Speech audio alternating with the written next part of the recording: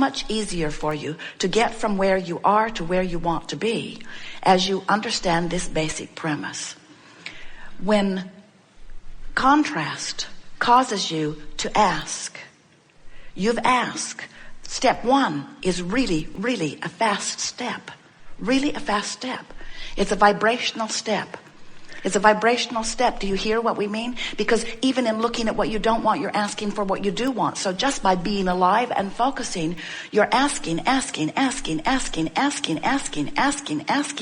You have set up a vibrational reality. We'll talk about that a great deal here today. That is as a result of what you have been living and what you have been sifting through in terms of contrast. So the asking is fast. In fact, it's instantaneous. But when you continue to ask, when you continue to say, where is this thing that I want? Or why does this thing that I want not come? Or why do the others that have it when I want it and I don't have it? And what am I doing wrong? And how come it's not playing out? And why is it so hard? And where is it? Where is it? Where is it? Where is it? Where is it? Where is it? Where is it? Where is it? Where is it? Where is it? Where is it? Where is it? I'm asking, where is it? Where is it? I'm asking, where is it? Where is it? Is it? Where is it? Where is it? Why is it so long? Where has it been? Why isn't it here? What have I done wrong? You go on and on. You have become, we love you very much. You have become, oh, we love you very much. You have become masters of getting hung up in step one. And because you keep thinking that as long as you don't see it in your reality, that you should keep asking for it. Sort of like the game you played with your mother. I want it, I need it, I want it, I need it, I want it, I need it, I want it, I need it. Until finally she just got so worn down, she gave it to you. And you think that's the way the universe works, but it isn't. It's only the way you can attract on a very mediocre level. In other words, when you stay stuck in step one, by staying focused upon what you want that you don't have, what you want that you don't have, what you want that you don't have, what you want, so that you get hung up in step one, you can't let it in. It can't come to you because the vibration of step one is about the absence of what you want. You've got to move on to step two, which is it's on the way. Source is on it. The larger part of me is a vibrational match to it. So, if you heard that, then you know that you don't have to every day get up and write your goals again. You don't have to keep noticing the distance between where you are and where you want to be, and without meaning to, unwittingly activating within yourself where you are. You've got to move yourself vibrationally to a new place if anything is going to change in your life experience. And your keen awareness of what is happening will keep anything different from that from happening. Are you creating a vibrational reality of good stuff and a vibrational reality of bad stuff? And is there a war going on within you of good against evil? Well, it's not quite that way, but it wouldn't hurt you to see it that way a little bit. In that, through life, you are identifying improvements, and the larger part of you has already taken the improvements to heart. In other words, the larger part of you is already living that which you are asking for. When that happens, when you send off a rocket and the source within you becomes a vibrational equivalent to what you're asking for, that's when that vibrational relationship kicks in for you, which means now, whatever you're giving your attention to, and therefore whatever vibration you are offering, and therefore whatever emotion you are feeling, is playing against this vibration of who you really are. Vibration is the basis of your emotion. So when you feel thrilled, when you feel interested, when you feel eager, when you feel frisky, when you feel in love, when you feel appreciation, when you feel joy, when you feel bliss, you are in such close vibrational proximity to who you really are that there is no vibrational variance between you and you. And you are, in your offering of one vibration, not only feeling wonderful, but your point of attraction is powerful. That is a leverage of creative energy that defies verbal description. You just have tapped in under those conditions to the energy that creates worlds. And when you tune in that way and hold anything as your object of attention while you're tuned in that way, it has to improve. With another project, Esther asked this dear IT person to stand on the chair and put his hand in there and see if he can figure out what's making the rattle. And he said, I think it's this. I think this motor is too close to the bottom. And so Esther opened her drawer, got out a wine cork, sawed it off, and said, stick this under there. And he did. And it quieted the motor. And so Esther is thinking what she often thinks. Gotta do it myself, gotta do it myself, gotta do it myself, gotta do it myself. So she took action, solved the problem, has done nothing whatsoever about cleaning up her vibration. And then they walked into their beautiful suite in this hotel. And the air conditioner is making the identical rattle. The identical rattle. You would have thought that they had dragged their refrigerator to the hotel room. And Jerry is laughing and Esther is hitting him. Because it's such an interesting thing. It's about vibration. Could it be more about vibration? It's the universe shouting. It's all about vibration. It's all about vibration. It's all about vibration. And then their breakfast arrived this morning and their milk was sour. And Esther said, we've got to stop taking me everywhere we go. We'll leave me somewhere else and we'll bring Abraham to the hotel. And we think it is just a wonderful opportunity to acknowledge that everything that comes to you comes in vibrational alignment with what you've got going on. And you just can't be lazy with your vibration even when you're facing reality. You get so hung up in telling the truth and in documenting what's happening and writing a history. Esther has a refrigerator log. A refrigerator log at 4:59 on 8:21 a.m. The high temperature alarm in this refrigerator went off. I think you should know it, she said to the repairman, who could not have cared less. But it was important to Esther's vibrational stabilization. In other words, if she does not maintain vibrational alignment with what she does not want, she cannot continue to replicate it everywhere she goes. You do it with relationships, you do it with financial conditions, you do it with bodily conditions, you do it with loud refrigerators. You do it with anything that is troubling you, because most of you still believe that this reality that you are looking at holds more weight and therefore deserves more of your attention than the vibrational reality that you are in the process of creating at all times. So let's just for fun bring Esther in the analogy that we just offered.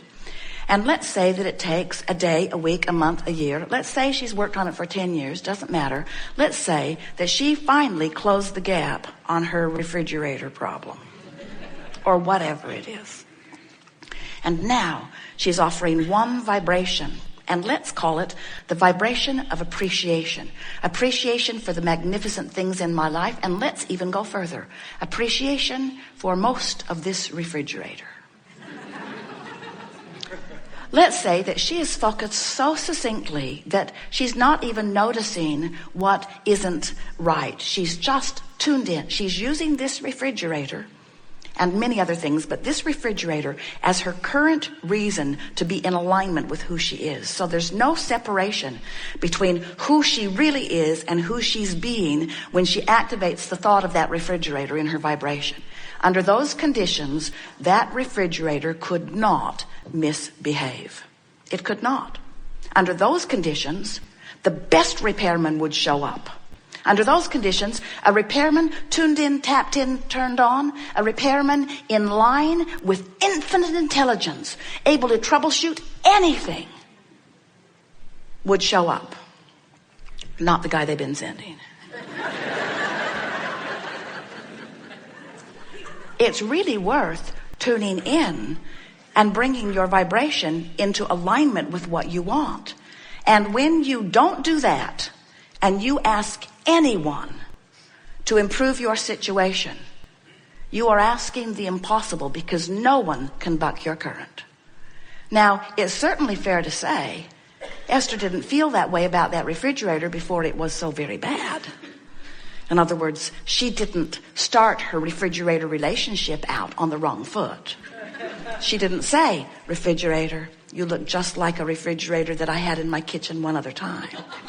And I don't expect good things from you. So the question that you want to ask is, so what is it? What is it that causes me to get off on the wrong foot with anything? And we say other things that are sort of like it. In other words, if you have this habit of thought about things and you haven't taken the time to clean up the vibration, don't worry, it will get bigger. Everything in your life reflects the vibrational alignment you've got going on, you see. So we know that's not a very important subject, but everything that comes into your experience is a perfect reflection of what's going on with you vibrationally. Esther's a little bit in a state of overwhelmment. She has too many new moving parts in her life. And so many things don't work just because she doesn't know how to work them. It's not because they're broken. So you give your attention to something that you can't make work the way you want it to work. She came down this morning with a new computer that would not give her a reading at all. It's hung up in that refrigerator vibration, you see. But this old trusty computer, this one that she's been using for a while, easier to be in alignment with the things that you trust. So your work as creators is to bring yourself into alignment with everything that matters to you and ignore the rest. But we want you to know that while you are living this physical reality, you cannot let the physical reality occupy the majority of your attention and therefore be the reason for the majority of your vibrational offering. Or you will never be able to live what's in your beautiful vibrational escrow, all of those things that you really want. You can't have it both ways. You cannot focus upon what is and get to where you want to be if what is different from where you want to be. You have to make a choice. And we think the choice that you must make, and the reason that it's a little hard for you, is because the physical reality that surrounds you, the personalities of the people that you know, the conditions of your current experience, the way your body feels, the way your finances are, the way your vehicles are, the life that you're living and all of the components of it. As you give your attention to those things, you let what is train your vibrational habit. You let what is train your personality and your mood. And then you offer a vibration that's a pretty steady, pretty consistent vibration. And that's why for most people, you reach a place in life where things just keep repeating themselves. Different places, different faces, different appliances, different experiences, different things. But the same sort of result is showing up. And so this gathering is about the art of allowing. It's understanding law of attraction's response to the two vibrational aspects of you, and caring so much about the way you feel that even on things that don't seem to matter. In other words, Esther would not spend time beating the drum of something that seemed really important to her. She would not deliberately worry about her grandchildren, or she would not negatively focus upon Jerry or someone that she loves in a negative way. She's too smart for that. In other words, things that matter to her, she's got her vibration right where she wants it. She deliberately thinks the thoughts that she wants to think and the thoughts that feel good. She guides herself to the things that feel best. But on things that don't seem to matter so much, like a refrigerator, it doesn't seem very important. I should be able to think about, I should be able to face reality on that. And we say, yeah, if you like it, if you like the reality you're facing, give it your undivided attention.